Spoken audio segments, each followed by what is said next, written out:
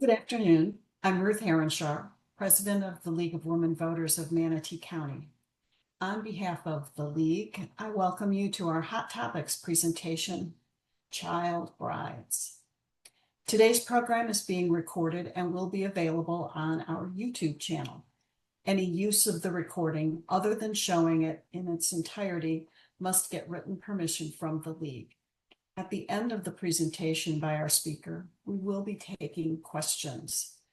Please put your questions in chat for Terry Condos. She's our co-vice president and voter services chair, so she'll be moderating chat. Our speaker today is Becca Powell. She is the Director of Advocacy and Outreach at Unchained at Last. Unchained at Last is a survivor-led, and I stress survivor-led, meaning someone who has survived being a child bride. It's a nonprofit organization dedicated to ending forced and child marriage in the United States through direct services and systems change. Unchained provides legal and social services, always for free, to help people in the U.S. to escape arranged or forced marriages and rebuild their lives. At the same time, Unchained pushes for social, policy, and legal change. The organization started and now leads a growing national movement to eliminate child marriage in every U.S. state. Becca Powell is an activist working to end forced and child marriage in the United States through systems change at the state and federal level. Through her work at Unchained at Last, she has helped pass legislation to ban child marriage in 10 U.S. states and the District of Columbia. Work which includes testifying at hearings, speaking with legislators, and leading coalitions comprised of local and national partners. Becca, I turn the floor over to you. Well, thank you so much, Ruth, and thank you so much, everyone, for giving me the chance to speak to you today. Really, really appreciate that introduction. As Ruth said, my name is Becca Powell. I am the Director of Advocacy and Outreach at Unchained at Last. And yes, we are a survivor-led nonprofit, and our goal is to ban forced and child marriage in the U.S. through both direct services, helping folks who are in or facing forced marriages, and doing that systems change work to someday put ourselves out of business so we can all get much less depressing jobs. And Unchained at Last did actually start as an organization that was only providing direct services back in 2011. We were founded by a survivor of forced marriage who was forced to marry at the age of 19 in the ultra-Orthodox or Haredi Jewish community in New York City. And after 15 years trapped in a marriage that she never wanted, our founder, Frady Reese, managed to finally escape with her 2 daughters, and her family retaliated by shunning her. They told her they were going to sit Shiva and go through the Jewish mourning rituals for her. And to this day, she has no contact with that family. They still consider her dead. And through that horrific experience, Frady decided that she was going to rebuild her life, and she started Unchained to help women who are in the same situation that she is in. And as Ruth said, we do provide comprehensive wraparound services, always for free, to any person in or facing a forced marriage. And I'm very happy to share that to date, we have served over 1,200 clients. And the reason why we branched out from just doing that direct services work to our advocacy work, which is the side of the organization that I work on, is because around 2015 or so, we started to notice a really disturbing trend that more and more young girls who are under the age of 18 were reaching out to ask for help. And for reasons that I'll get into in a moment, in most situations, when a minor reaches out, there is very little that we can do to help them.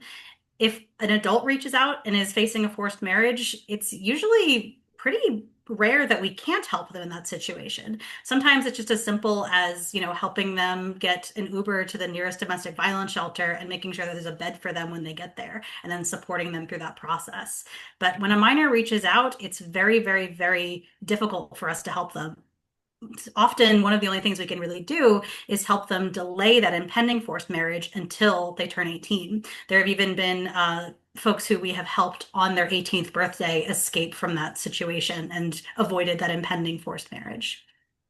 Before I get into why all of that is, I kind of want to focus in on what the issue is right now in Florida, because unfortunately, child marriage is still a problem in Florida. Uh, Under the current law, the marriage age is actually 18, but a 17-year-old can be entered into marriage with nothing more than their parents' signatures on a form. There is no input from the teen required, and there's no real recourse for a teen who doesn't want to marry. The additional supposed safeguard in the current law is that that minor can only be entered into a marriage with someone who is at most 2 years older than them. And this is actually a pretty recent law change. Back in 2018 was when this became the current law. Prior to that, there was actually no minimum marriage age. If a minor was pregnant, she could be entered into marriage with judicial approval. So the 2018 law was definitely a huge improvement on the previous law. Folks in this room may possibly have heard of a woman named Sherry Johnson. Sherry Johnson grew up in Tampa, and unfortunately, she was repeatedly raped by the deacon of her church as a young girl. He impregnated her when she was only 10 years old, and at the age of 11, because of the existing law in Florida, and this was prior to 2018, Sherry's mother was able to force her daughter to marry her rapist. Again, she was only 11 years old, but a judge actually signed off on that. So clearly, moving the marriage age from a minimum of nothing at all to 17 was a really, really important first step, but it is still insufficient. Prior to 2018, 65% of the minors who wed in Florida were already age 17. So while the law did protect girls like Sherry and girls who would have been in that position, it didn't protect two-thirds of the minors that it was intended to protect. We've also seen that since that law went into effect, minors are still being entered into marriage at a really alarming rate. Between 2019 and 2024, there were 376 minors who were entered into marriage just in Florida alone. And I want to talk about why that current law remains insufficient for preventing forced marriages. That parental consent aspect is really the only supposed safeguard in the law. And we can tell you as direct service providers that when somebody is forced to marry, their own parents almost always play a really crucial role in facilitating that forced marriage. So unfortunately, that parental consent can so often be parental coercion. Like I said, all that is needed is the parents' signatures on the form. No input from the teen required, no real recourse for a teen who doesn't want to marry. We've actually worked with girls who showed up at the clerk's office sobbing and begging for help. But unfortunately, if the parents' signatures on that form, there's nothing the girl can do and there's nothing the clerk can do. We've spoken to clerks who feel that their hands are completely tied. They really have no way to help this girl, even if she begs for help. And so, that parental consent obviously is really, really something that can be easily exploited by parents who want to force their own child into this marriage. But also that close in age exception really does nothing to mitigate the risk that this marriage is forced. Close in age exceptions do make a lot of sense when we're talking about things like statutory rape. Because when it comes to sexual activity, studies show that when a minor has sex, the closer in age they are to the other person, the less likely it is that the sex is coerced. However, there are no such studies that exist when it comes to close in age in terms of marriage. We have worked with many, many, many survivors who were forced to marry someone who was only a couple of years older than them. But they would be the first to tell you that being raped by somebody who is a similar age to you is no better than being raped by somebody who is decades older than you. It really doesn't do anything to prevent the fact that this marriage is forced, mainly because in the case of a forced marriage, the power imbalance is almost always between the parents of the minor and the minor themselves. And that can't be mitigated just because they're being forced to marry somebody who is a similar age to them or who is only a few years older than them. So those are kind of the main issues with the current statute as written and the loopholes that exist. But there's a few other parts of the law that I think are really important to mention. One is that minors are automatically emancipated upon marriage. And this is really, really dangerous public policy because that minor loses their parents' financial obligation to them. Normally, for a minor to emancipate, they have to prove to the court that they're financially independent. But no one is looking at that when we decide to automatically emancipate a minor just because their parents decided it was time for them to get married. So what this does is it means the minor is going to be financially dependent on their spouse. And that is a humongous risk factor for domestic violence. And it's one of the main reasons why domestic violence survivors have cited for staying in abusive relationships.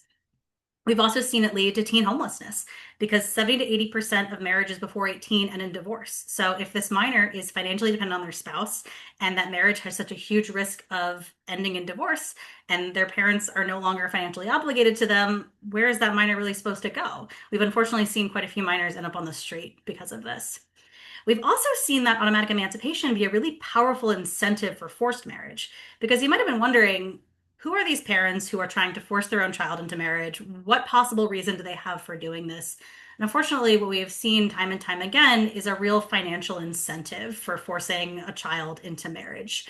There was a situation that we were a part of in Idaho where a man paid somebody money to marry his 16-year-old daughter, specifically because he wanted her to be emancipated, because he was locked in a child custody battle with his wife and he wanted to just be done with that. He wanted the child custody battle to go away.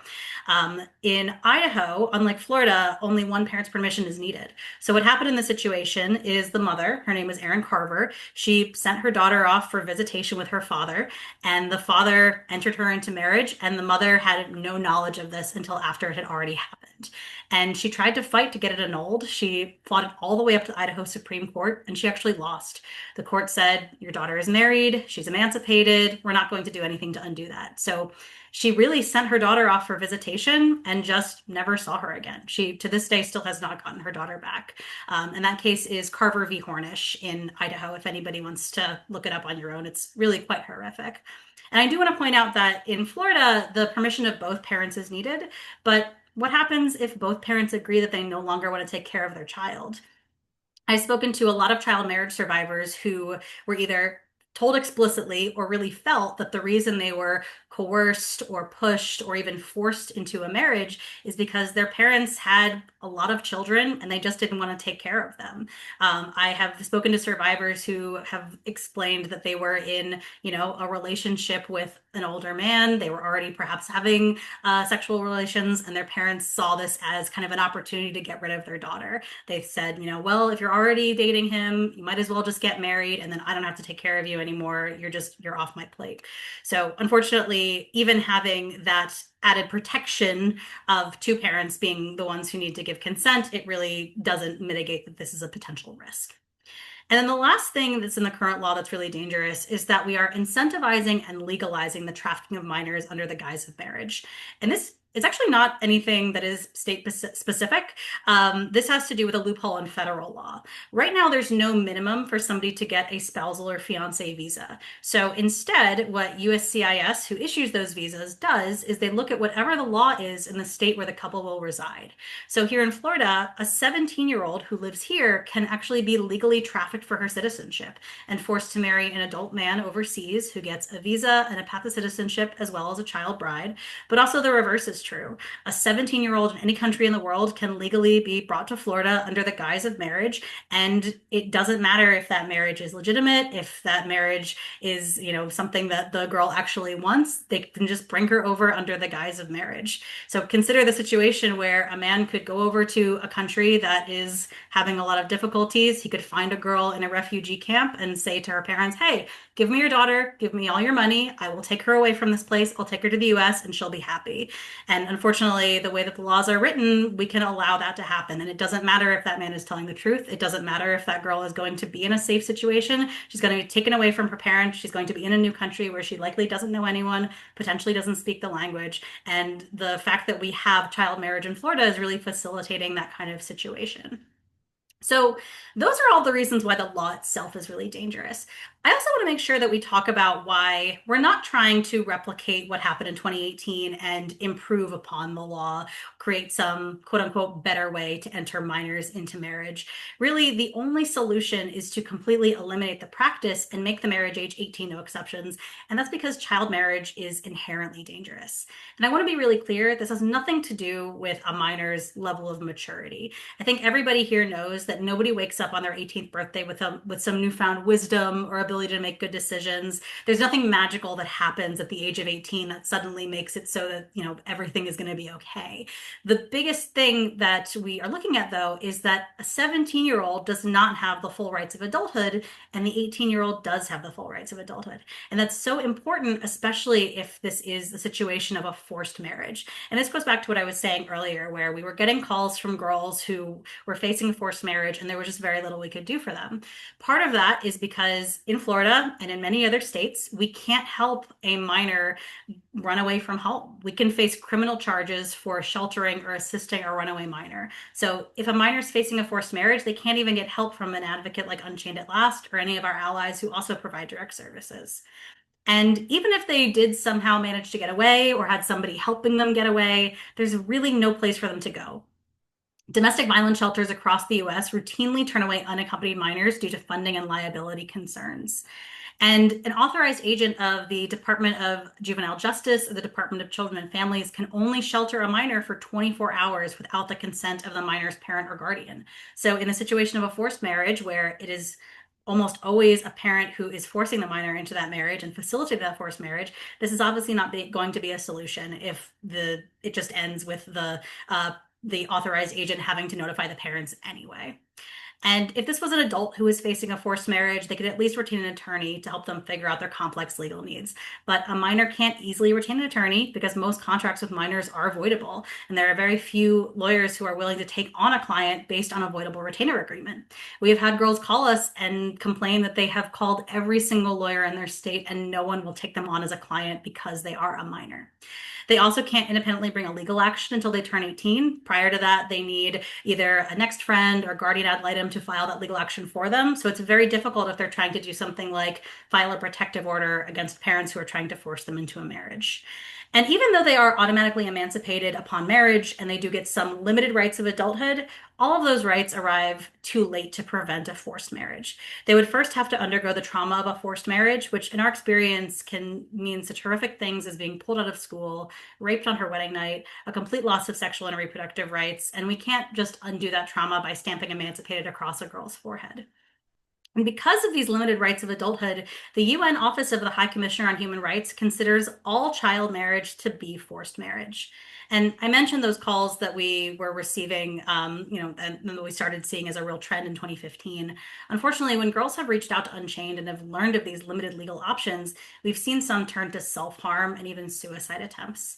This is something that the New York Times has called a Kafkaesque legal trap. We're really creating this situation where these girls are trapped in a nightmare that they cannot navigate and they cannot escape from because they simply do not have the full rights of adulthood until the day they turn 18, and they can do something as simple as open the door to leave home, get into a domestic violence shelter, hire a lawyer, file a legal action. That is all things that are so important if they're facing a forced marriage. But on top of that, even if we somehow, I don't know, lowered the age of majority to 17, studies show that child marriage produces really devastating lifelong repercussions and really significantly negatively impacts every single aspect of an American girl's life, including her health, her education, her economic opportunities, her physical safety. She is more likely to experience intimate partner violence, both physical and sexual, more likely to be forced into pregnancy, childbirth, and parenthood, all without her consent. And for all of those reasons, our own US State Department calls marriage before 18 a human rights abuse. And I want to also tell you a little bit about how often this is happening in the state of Florida. So this is data that we got from the Florida Department of Health.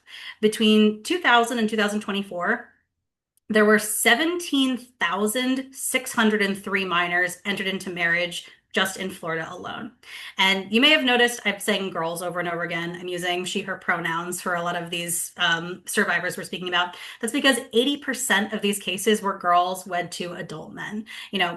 Child marriage does happen to boys as well, and I don't want to minimize that, but this is by and large a real gender violence issue. It is mainly happening to girls.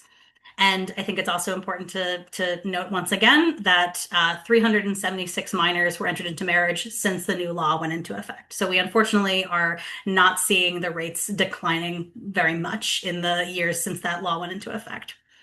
And I want to talk about what other states are doing because, we don't need to see this in despair. We don't need to see this as some huge problem that we're never going to solve because a third of the US has already taken action to solve this problem. Ruth mentioned that I have been a part of 10 of those victories and plus DC, so I guess 11 of those victories. But I am happy to share that the work started even before I started here at Unchained. Since 2018, 16 states, two US territories, and DC have all made the marriage age 18, no exceptions. They are, states that are on the East Coast, states that are on the West Coast. They are blue, red, and purple states. States across the US are deciding that enough is enough. We don't need to cling to child marriage, and the time is right for us to just make the marriage age in line with the age of adulthood. That way, we can really, really drastically reduce the risk that this marriage is forced because that person has all of the rights of adulthood they need and they can, enter themselves into that contract. They don't need a parent who's entering them into that contract for them. And while we don't, another thing I think is important to mention, like most states, Florida does not have a residency requirement for marriage. So we already know that this is happening, that if a parent lives in a state where child marriage is not legal, they're just going to hop on the internet and start looking up in what state can a 17-year-old get married? In what state can a 16-year-old get married? And if they are really, really adamant that their child be entered into marriage, they are going to cross state lines and make that happen. So as much as I am really, really proud of the work we have done, until we ban child marriage in all 50 states, there is still quite a huge risk that child marriage is going to continue to happen in the states that have not yet banned it. And we currently don't have any plans to work in Florida, but someone who is here right now on this call can be the reason that that changes.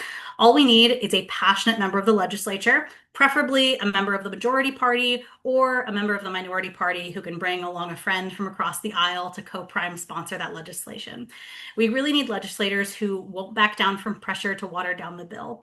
I think it's important to note that the bill that was originally introduced in 2018 started out as a bill to set the marriage age at 18, no exceptions. But unfortunately, the bill was watered down in the House and was passed in the current form that we have it. So we really, really need a champion who isn't going to allow that to happen, who's going to demand that their colleagues sign on to 18 no exceptions, does not allow the bill to have any amendments to reduce that age or to add in further loopholes. Really, we just need to make it 18 no exceptions, period. And another thing to note is that we are always building a coalition, even before we have legislation introduced, even before we have a champion in place. And one thing that I think is important to note is that coalitions are open to both concerned citizens who live in the state, as well as organizations such as the League of Women Voters would absolutely be welcome to join our Florida coalition to ban child marriage. And there's no participation required. Every participant can just take action when they are able to, just based on their own schedule. The only real requirement is agreeing to the mission of banning child marriage and setting the marriage age at 18, no exceptions. This is really, really, really important legislation that we like to say costs nothing. There's no fiscal note at all in any of the bills that we've worked on. It harms no one except for somebody who is very adamant that they have to marry a child. And, I think the less said about that, the better. But it ends a human rights abuse. It does something as huge as ban this really, really harmful practice that globally is seen as a human rights abuse.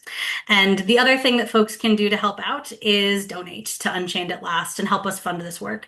Unchained at Last is funded entirely on grants as well as private funders. We don't get any government funding at all. So, every little bit helps. And we actually just started our end of the year fundraiser today. We call it 50 for 50. So here in the last 50 days of the year, we're trying to raise enough money to ban child marriage in all 50 states.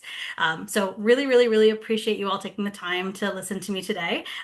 Really, really excited to continue this conversation with you all. And I'm happy to take any questions. So thank you once again for taking the time to learn about this issue that I and all of my colleagues at Unchained at Last are very passionate about.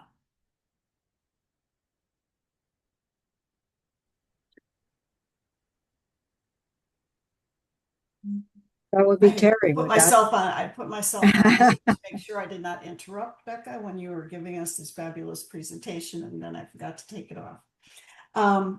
We do have some questions. Terry? Yeah, sure. So Becca, first I want to let you know that the three links that you provided about the mission and about options for starting a coalition here in Florida, and your donation page have all been put into the chat. So everybody has those. Thank you for providing them. Okay, a couple of questions that have come up both in our promoting this presentation and then also during your comments. So one is, have have you taken steps since the 18 law to introduce new legislation? You just referenced trying to find sponsors. Is it that there are no sponsors, or and it just hasn't gotten traction, or has there been an attempt to introduce new legislation that would be 18 no exceptions? Yeah, that's a great question. So, according to my records, which could potentially be incomplete, I'm not 100% sure. I don't believe there has been any legislation introduced since that 2018 law passed.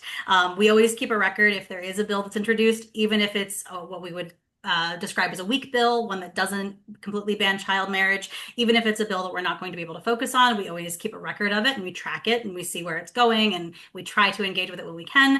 As far as I know, there has not been any legislation introduced in Florida to amend these specific statutes since that bill passed.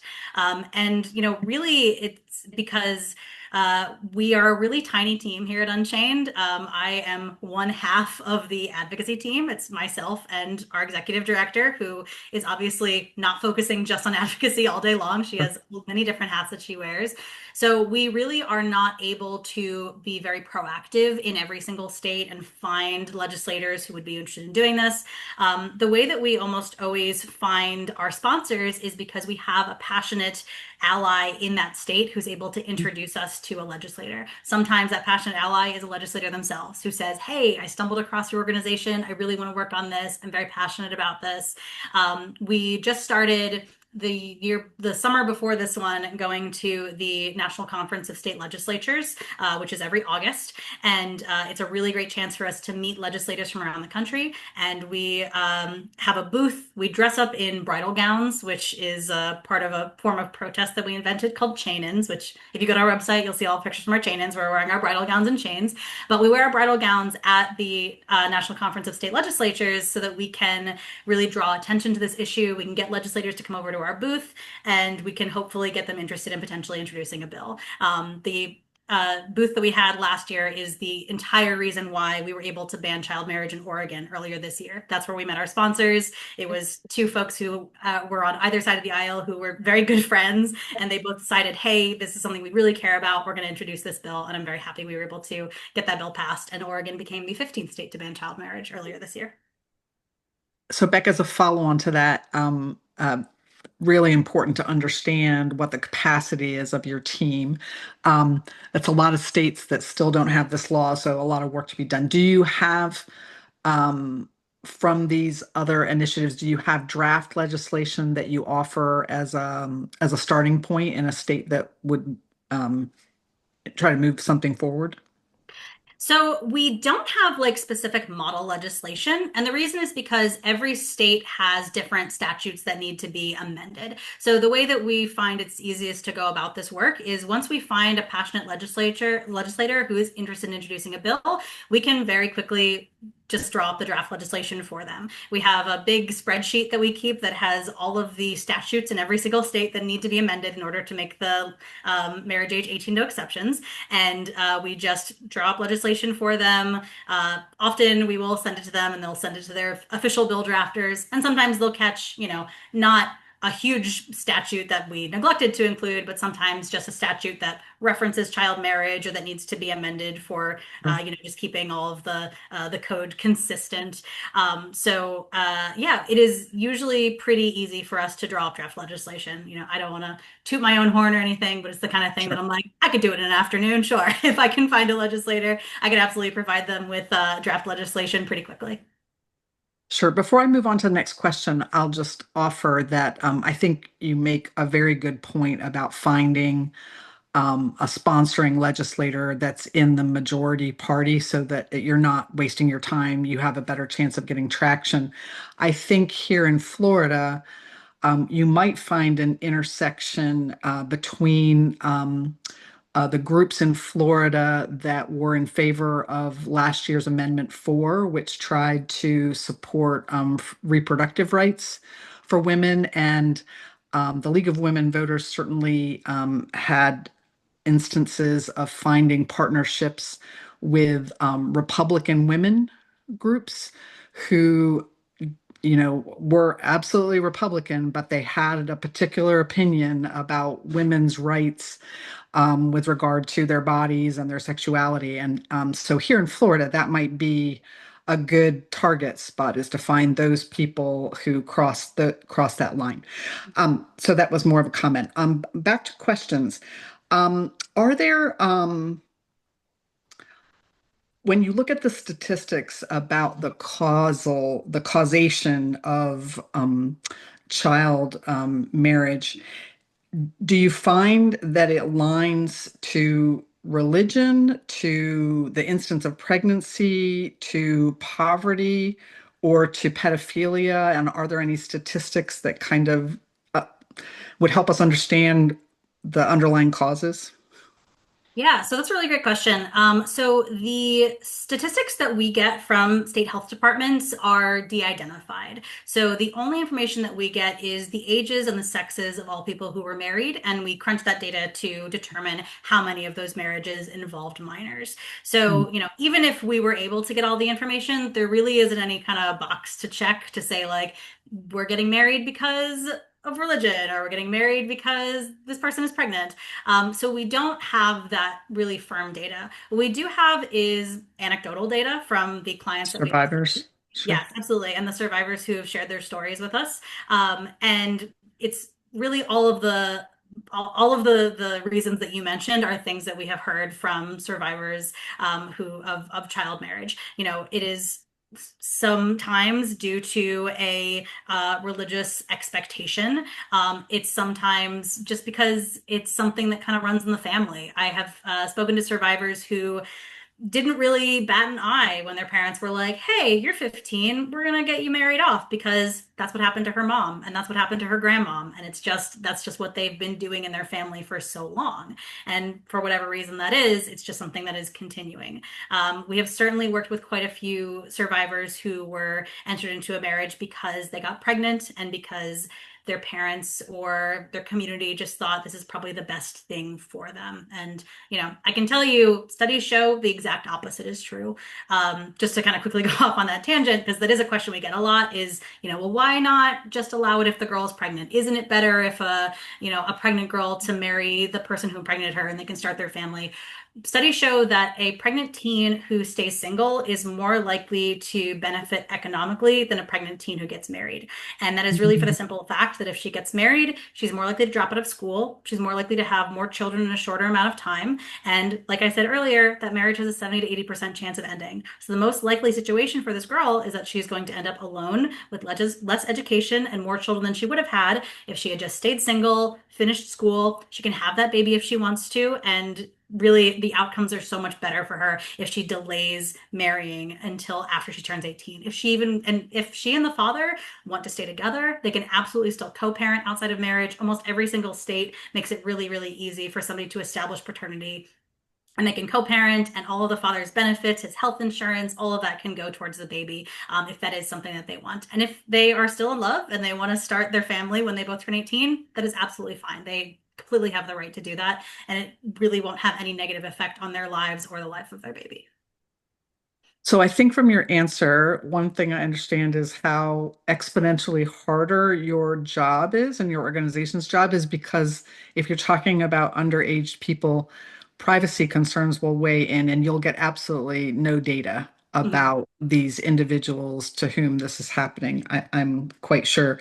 Um, but systemically, sort of in a US context, are there specific or known religions that actually advocate for underage marriage that people could be aware of? That's a really great question too. And that is something that folks ask a lot. If we ban child marriage, are we targeting one specific religious practice? I'm really, really happy to say that we have had overwhelming support for banning child marriage from every single major religion. We have had the Catholic Conference in multiple states write memos of support for banning child marriage. We have had memos of support from Christian, Jewish, Muslim faith leaders. The only pushback we have ever gotten from a religious standpoint has been from really insular fundamentalist religious communities, like the one where my boss was forced to marry. They have a very significant presence in the New York, New Jersey area, so they were very against our bill in both of those states. We also have gotten pushback from a fundamentalist Mormon sect that was in Nevada, and this was a fundamentalist Mormon sect that was practicing polygamy and child marriage, and so they were very against us. But mainstream religion has always been very, very supportive of banning child marriage. It's really, really wonderful that we've been able to have these interfaith coalitions, even to the extent I think it's really funny. We had a lobby day in California a couple of years ago, and we were going office to office with both a representative from the California Catholic Conference as well as several representatives from American Atheists. So I was able to show legislators, hey, we've got the full spectrum of religious to non-religious here, all saying we need to ban child marriage. I think I have one last question that doesn't overlap with previous ones. So again, probably hard because sometimes you don't have access to the full data, but in states where you have made a push or gotten some traction and getting this kind of legislation um, put into place. When you're coming up against resistance, how strong is the pushback from groups who are also anti-abortion, who would make the case that it would be better if we made it illegal for underage girls to get married, then that would increase the incidence of abortion. Is that a correlation and is that an intersection that you run into? So we do, but not from anti-abortion groups. Okay. The times that that has been brought up have been by really legislators. And the reason that they're bringing it up really has no basis in fact. There was a situation earlier this year in Missouri where I'm happy to say the bill did pass. It became the 16th state to ban child marriage. One of the legislators who was very adamantly against that bill got up on the floor and he said, if we ban child marriage, it is going to increase the rates of abortion here in Missouri. But that was based on absolutely nothing at all. There are no studies that have shown that banning child marriage somehow increases the likelihood that this girl is going to get an abortion. We are actually right now trying to study what link there is between access to abortion and child marriage. We are doing a study right now on the rates of child marriage and seeing if they have been impacted by the Dobbs decision. And really, it's just based on conjecture completely. We work really, really hard to speak to legislators about the fact that this is its own issue. It has nothing to do with abortion. It has nothing to do with any other thing that they can really think of. Child marriage needs to be banned because girls don't have the full rights of adulthood they need to enter into a legal contract. And I will say we have not even those groups that I mentioned, the very fundamentalist insular religious communities that have provided pushback, we have gotten very, very, very little public pushback at all. When these bills pass, it is extremely rare that we have any organized opposition. There are almost never groups who are coming to these hearings and saying, no, we can't pass this bill. We have to keep child marriage. It just really doesn't happen that often. Usually what we can expect is maybe one lone person who will come in and say something, to be honest, quite unhinged. There was a man in Washington State who got up on the mic and said, I just think we can't pass this because there are some people who do want to have sex with children and different strokes for different folks. So that is kind of the pushback that we can occasionally see. not any organized pushback.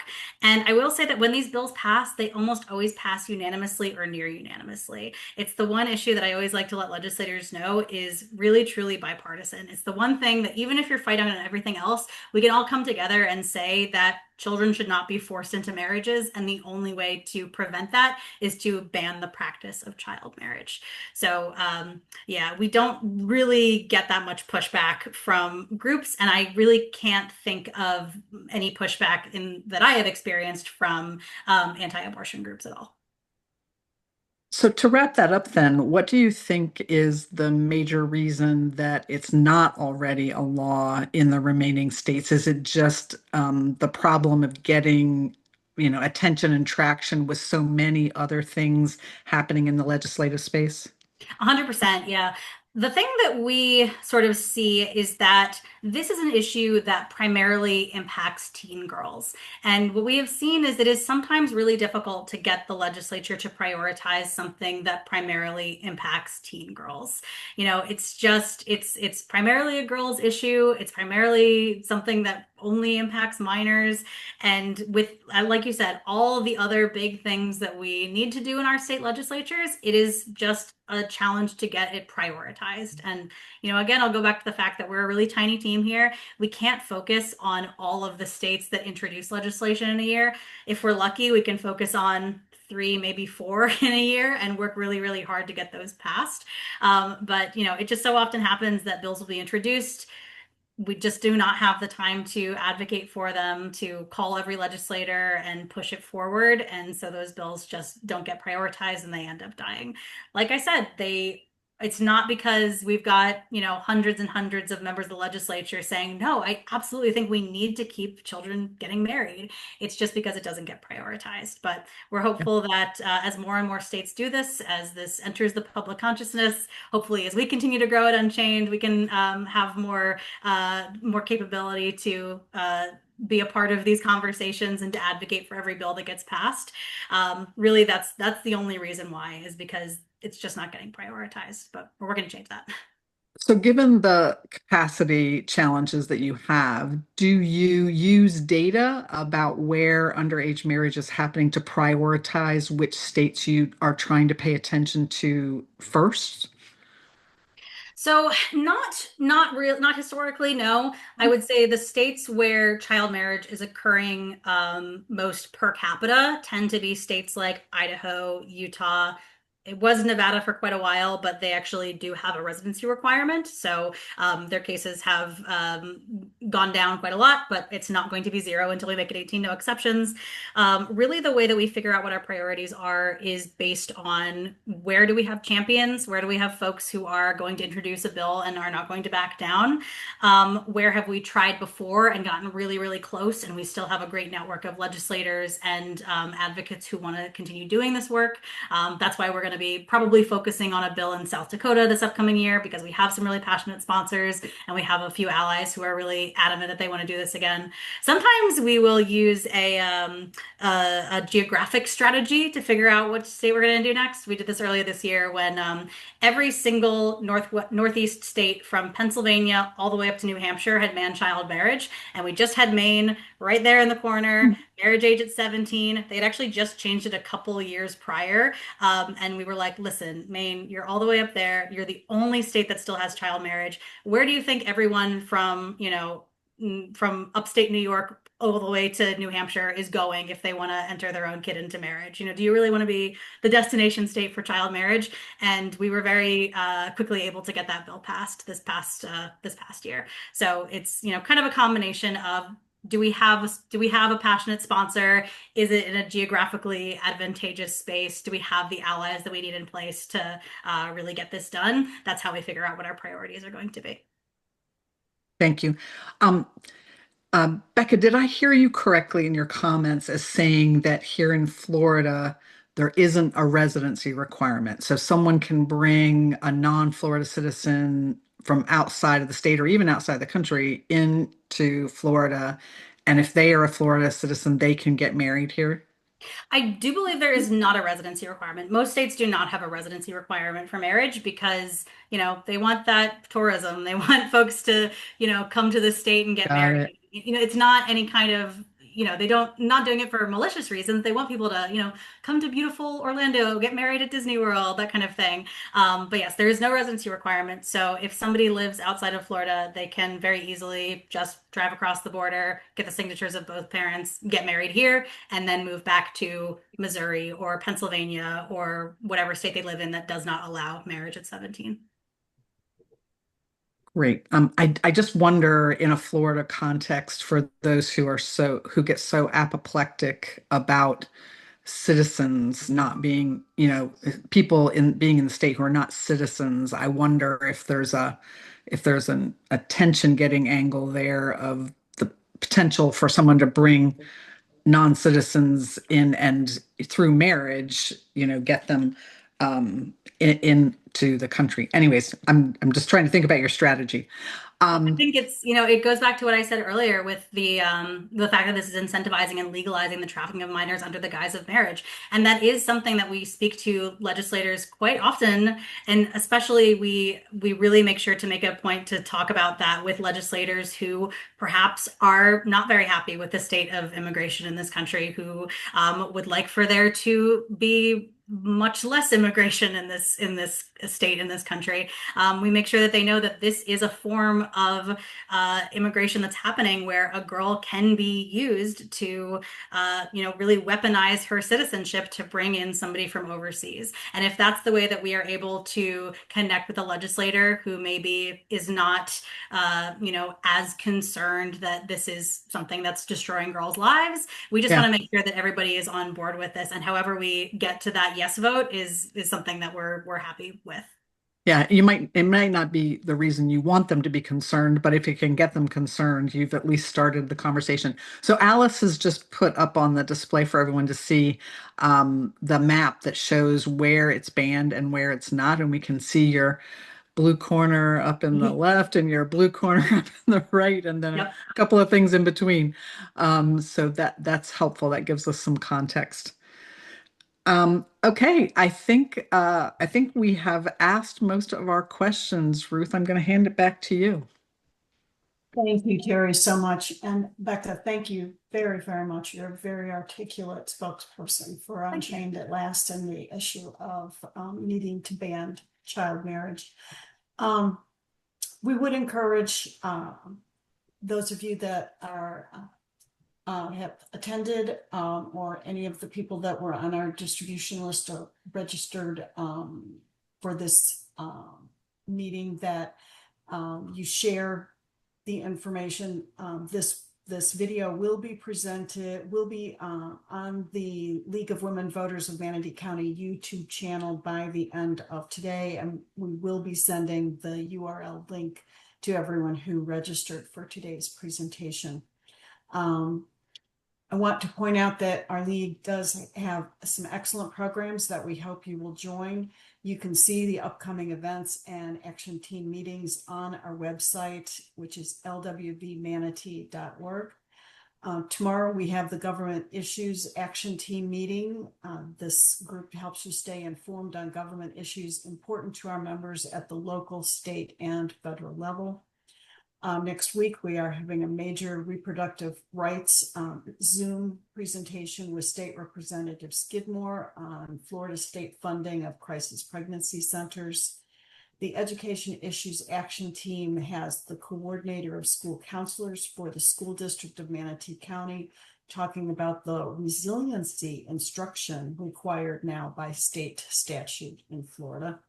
And the Natural Resources Action Team will be at the Braden River Library at noon and have a video, Why Climate Action is Unstoppable and Client Realism is a Myth, and a discussion afterwards. So you can go please to the website, lwvmanatee.org, for the dates, times, and to register for these various programs, which are coming up in the immediate future.